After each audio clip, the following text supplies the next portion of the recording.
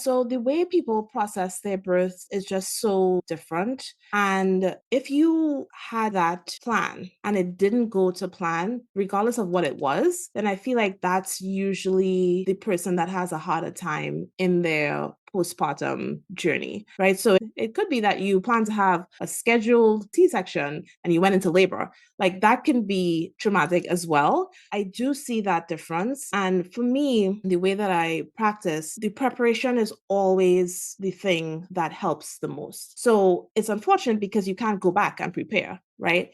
When I think about how I'm going to do a C-section, the little bit of extra time that I take to tell this birthing person, this is what's going to happen, apart from the actual surgical consent, this is what you're going to feel. This is when you're going to feel it. You're going to feel nauseous, but then just tell them all of these extra steps. Like I have a whole separate speech for it because I always found that if you know something is going to happen, it is less scary, it is less traumatic. And of course, you can't prepare for every single thing.